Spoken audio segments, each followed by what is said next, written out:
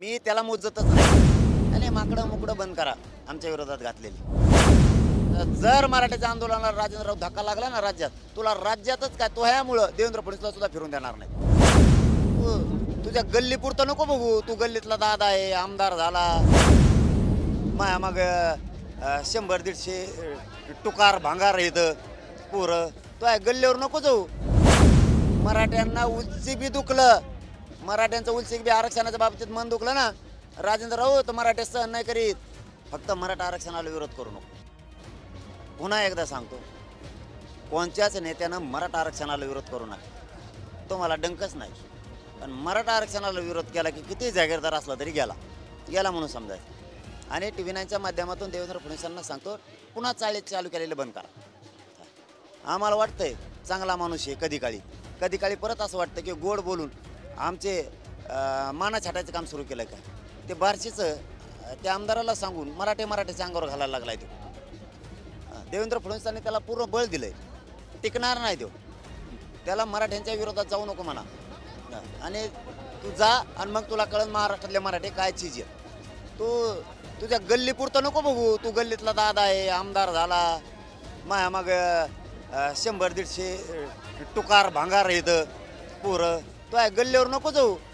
देवेंद्र फडणवीस कोणी कामाला येत नसतं. राजेंद्र राऊत हो दादागिरी करायला जाशील महाराष्ट्रात, तो यापेक्षा इराणा पीर येत. तुला सांगतो, तो फंद्यात पडू नको आरक्षणाच्या. आणि देवेंद्र फडणवीसचं ऐकून विरोध करायचं काम बंद कर. मराठे गरिबाच्या अंगावर घालायचे बंद कर. तुला देवेंद्र फडणवीसचं सांगितलंय तसं तू करतोय. पण देवेंद्र फडणवीसला जाहीर सांगतो, तुम्ही हे चाळे बंद करा. तुम्ही दोन मागे आमदार घातले होते, आता हे परत घातलाय. मराठ्यांना उलसिक बी दुखलं, मराठ्यांचं उलसिक बी आरक्षणाच्या बाबतीत मन दुखलं ना, राजेंद्र राऊत मराठे सहन नाही करीत. तुला आरक्षण लागत असेल. भुजबळांनी जे आव्हान दिले तुम्हाला, त्याला किती सिरियस घेत आहेत? मी त्याला मोजतच नाही. मला हे सांगू द्या, कारण हे देवेंद्र फडणवीसनी जाणून बुजून हे राऊत उभा केला. त्या राऊताला मी जाहीर सांगतो, तुला आरक्षण नसेल लागत, तो या पाहुण्याला नसेल लागत. तू कोण जिल्हा परिषद सदस्य उभा करणार, त्या माकडाला लागत तसं. माझ्या गरीब मराठ्याला लागतं. ही गरीबाची लढाई आहे. गरीबाचे तळतळे इथं की आपल्या लेकराला आरक्षण मिळावं म्हणून. एकही मराठा सध्या आरक्षणाच्या आंदोलनाला विरोध करत नाही. तू ह्या कोण चिरीमिरी खाल्लेली आणि तो जे वाटप केली ना चिरीमिरी, त्यांना ते बोलायला लागले आरक्षणाच्या विरोधात. पण आम्हाला पुरी माहिती झाली, आता पूर्ण माहिती मिळाली की देवेंद्र फडणवीस तुला सागर बंगल्यावर बैठक केली. तो एक आरोग्य मंत्र्याच्या तिथंही तुमची बैठक झाली आणि तिथून तुम्ही हे शिजिलंय काहीतरी. तुला सांगतो, देवेंद्र फडणवीसचं स्वप्न मराठी कधी. जर मराठ्याच्या आंदोलनाला राजेंद्र राऊत धक्का लागला ना राज्यात, तुला राज्यातच काय तो ह्यामुळं देवेंद्र फडणवीसला सुद्धा फिरून देणार नाही. आम्ही राजकीय भूमिका घेतलीच नाही. कोण निवडून येणार कोण पडणार हे निर्णय आमचा आणखीन होणार आहे. देवेंद्र फडणवीस साहेबांच्या आत्ताचपासून टंगड्या गळाल्यात का काय?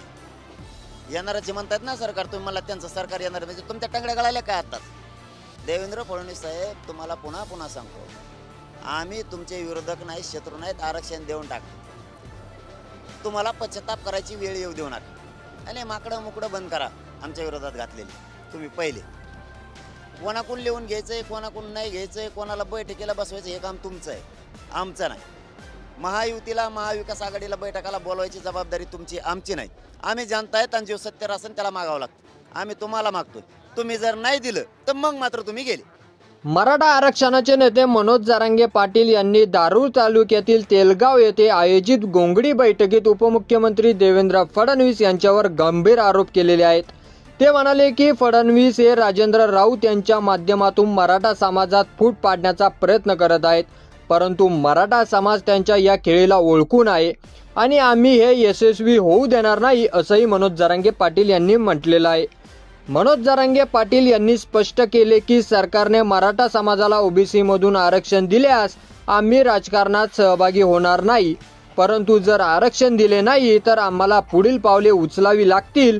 या इशाऱ्यानंतर त्यांनी मराठा समाजाला एकजुटीचे आवाहन केलेले आहे. शेकडोच्या संख्येने उपस्थित समाज बांधवांसमोर मनोज जरांगे पाटील यांनी मराठा समाजाच्या मागण्यावर ठामपणे उभे राहत आहेत. राजकारणाची लालच नसल्याचे सांगितले आणि मराठा समाजाला न्याय मिळवून देण्याचा संकल्प व्यक्त केलेला आहे. पुढील काही दिवसात बार्शीत राऊतांच्या विरोधात सभा घेणार असल्याचे जाहीर करत त्यांनी राऊत यांच्या पोपटपंची न करण्याचा इशारा दिला. आगामी विधानसभा निवडणुकीत मराठा समाजाला सावध भूमिका घेण्याचे आव्हान कर. जो आपल्याला आरक्षण देईल तोच आपला, असा स्पष्ट संदेश मनोज जरांगे पाटील यांनी दिलेला आहे.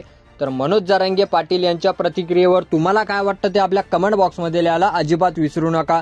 आणि असेच नवीन व्हिडिओ पाहत राहण्यासाठी आपल्या मराठी एल्गार या यूट्यूब चॅनलवर जर नवीन असाल तर चॅनलला सबस्क्राईब करा आणि व्हिडिओ जर आवडला असेल तर जास्तीत जास्त शेअर करा. धन्यवाद.